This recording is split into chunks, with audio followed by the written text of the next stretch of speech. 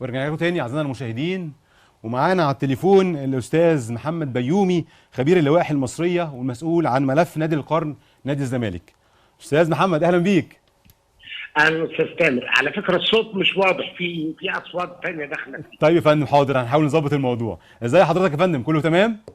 بخير يا استاذ. الحمد لله يا فندم. يا فندم انا بسال حضرتك بس عن موعد الفعلي لنادي الزمالك اللي هيقدم فيه المذكره الخاصه بملف نادي القرن الاتحاد المصري عشان نقدمه للاتحاد الافريقي. انا ان شاء الله انتهيت تقريبا من المذكره القانونيه وهتعرض على اللجنه يوم الثلاث، وبعدها نبعت على طول. يوم الثلاث يا فندم هتعرض على ايه يا فندم؟ على مجلس اداره نادي الزمالك؟ على اللجنه المشكله من مجلس اداره نادي الزمالك في موضوع ملف القرن، قضيه القرن. تمام يا فندم. طيب في سؤال كده صريح لحضرتك، هل تمت مجامله النادي الاهلي في لقب نادي القرن الافريقي؟ هل تمت مجامله النادي الاهلي؟ بالظبط. باختصار شديد، اللقب يحط كثير من الغموض وعدم الشفافيه. تمام. وفي معلومات كتير بتناقض المعايير اللي تم على اساسها اختيار نادي القرن. تمام. وحتى هذه المعايير نفسها فيها عوار كبير، وفيها ظلم وتعمد تجاهل بعض الامور، بالاضافه الى ان هذه المعايير لم تكن موجوده اصلا عند اختيار نادي القرن. نادي القرن لم يختار على اي معايير تم اعلانها خالص. تمام. ولكن هو تم اختياره في صفقه، في اتفاق تم بطريقه معينه ان منتخب القرن تاخده الكاميرون، وفي الحقيقه هي مصر هي منتخب القرن لانها عندها عدد بطولات افريقيه اكتر. تمام يا فندم. والاهلي ياخد منتخب القرن، وفي الحقيقه هو الزمالك اللي عنده وقت التقييم بطولات اكتر. تمام. ده باختصار شديد من الافصاح عن معلومات دي. طيب سؤال بس كده، مين صاحب الصفقه؟ يعني ايه الاطراف؟ اسماء الافراد؟ يعني لو ينفع. لا طبعا ما ينفعش. ما ينفعش. طبعا. طيب يحق منتخب مصر؟ اتفضل. انا عايز اسالك سؤال. اتفضل يا فندم. عندي سؤال للسيادة. اتفضل. اهتمام كبير جدا بموضوع نادي القرن. تمام. هل هو الاهلي او الزمالك؟ مظبوط. ولا يوجد اي اهتمام بموضوع منتخب القرن، وهو حقيقي. مصر مش الكاميرون. حقيقي يا فندم، انا كنت لسه هسأل حضرتك السؤال ده بالظبط، هل منتخب مصر يحق له الاعتراض دلوقتي على الموضوع ده؟ طبعا. منتخب مصر هو منتخب القرن مش الكاميرون. تمام. منتخب مصر محقق بطولات افريقيه اكتر، وهم عشان يعملوا عمليه ابهام وتغطيه لهذا الامر راحوا دخلوا حاجات ما لهاش علاقه زي التاهل لكاس العالم والامور دي. التاهل لكاس العالم يخص كاس العالم، يخص الانجازات العالميه للمنتخبات. ممكن ما يكونش مصر هي عن افريقيا، لكن عن افريقيا البطولات الافريقيه ده جانب وده جانب، ده مسار وده مسار. تمام يا فندم. يعني لما اجي اعمل الرانكينج، الترتيب بتاع المنتخبات الافريقيه اللي شاركت في كاس العالم، ده بيتوقف على المشاركات وعلى الانجازات اللي حققتها في كاس العالم. صحيح. تمام؟ صحيح. لكن لما اجي اختار منتخب القرن عن افريقيا، بختار بناء بطولات. على البطولات الافريقيه. تمام يا فندم. ومصر بطولاتها الافريقيه اكتر من الكاميرون.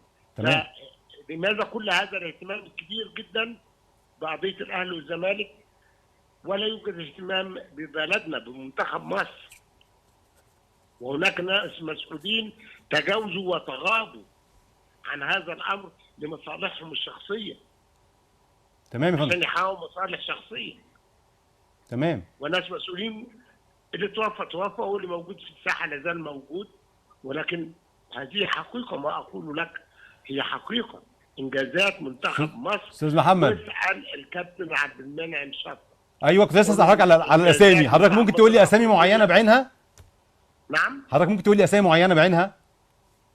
لا. لا برضه لا. طيب اوكي مفيش مشكله. اوكي تمام. ابحث ودور وهتعرف. تمام. طب ليه يا فندم احنا اتاخرنا الفتره دي كلها؟ ليه نادي الزمالك اتاخر الفتره دي كلها علشان يدور على موضوع نادي القرن؟ ليه الفتره دي دلوقتي حالا؟ ليه؟ هقول للسيادة. اتفضل يا فندم، اتفضل. الموضوع كان يشوب غموض كبير وتكتيم كبير وعدم رؤيه، لكن لما بدانا نبحث وندور لقينا مستندات تمام واتضحت لنا معلومات. تمام وبعدين كان في تجاهل من رؤساء لنادي الزمالك، تجاهل ايضا متعمد. خلاص، تمام لمصالح شخصيه تمام للاسف الشديد. ولكن الاداره الحاليه لنادي الزمالك تحت ضغوط من الجماهير. احنا في كل الاحوال احنا عاوزين نعرف الحقيقه. احنا هدفنا هل نادي الزمالك يستحق ان يكون نادي القرن ولا الاهلي يستحق ان يكون نادي القرن؟ ادونا المعايير، ادونا اللائحه. استاذ محمد، استاذ محمد، هنشوف اتفضل. هل هذا من حق الزمالك ولا لا؟ تمام تمام. طيب احنا هنشوف المستندات دي امتى يا فندم في الفيفا؟ هنشوفها امتى في الفيفا؟ المستندات دي، المستندات هنشوفها امتى في الفيفا؟ لا ما سمعتش مره ثانيه. بقول لحضرتك المستندات الخاصه بحقيقه نادي الزمالك بلقب القرن، هنشوفها امتى في الفيفا؟ هتوصل امتى؟ السؤال توصل امتى؟ يعني هتبقى تطرح امتى في الفيفا؟ يعني هيردوا علينا امتى؟ نعرف امتى؟ احنا في كل الاحوال هنبدا مع الاتحاد الافريقي. تمام. القضيه لها عده مسارات محتمله. تمام. ممكن نروح الفيفا، ممكن ما نروحش الفيفا، ممكن تنتهي في الاتحاد الافريقي، ممكن الاتحاد الافريقي يحسم اللقب ويقنعنا، وممكن الاتحاد الافريقي يقول لا فعلا انتوا كلامكم صح. تمام. الزمالك هو لقب نادي القرن. هناك احتمالات كتير جدا للقضيه، فبناء على رد الاتحاد الافريقي هتكون الخطوه الثانيه. لكن انا متحسب لكل الاحتمالات وحاطط كل الاحتمالات قدامي.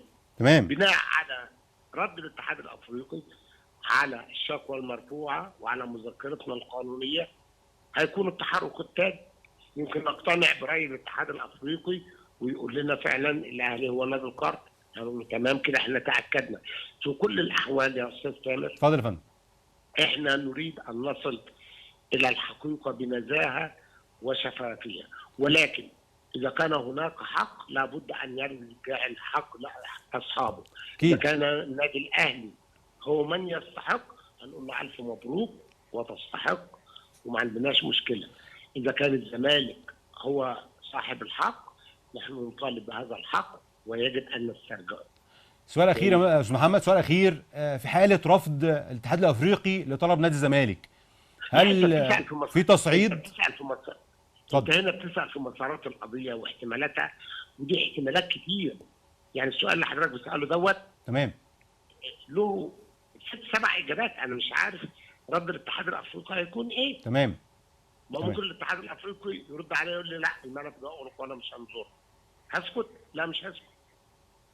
اكيد يا فندم، احنا بنتمنى لو في حق نادي الزمالك ياخده، ولو الحق من او اللقب من حق النادي الاهلي فمفيش مشكله. طبعا فرقتين مصريين وكلنا طبعا في مصر، وده حاجه تشرفنا اهلي او زمالك، اكيد حاجه تشرف مصر. استاذ محمد متفقين في الراي مفيش خلاف، بس في حاجه اخيره عاوز اقولها. اتفضل يا فندم. لان الناس بتطلع على لساني معلومات غلط.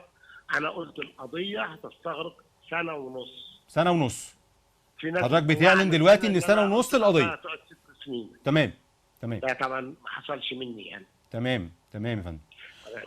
استاذ محمد بيومي الخبير اللوائح المصريه، تشرفنا بحضرتك واهلا وسهلا بحضرتك في كل وقت. شكرا. شكرا يا فندم.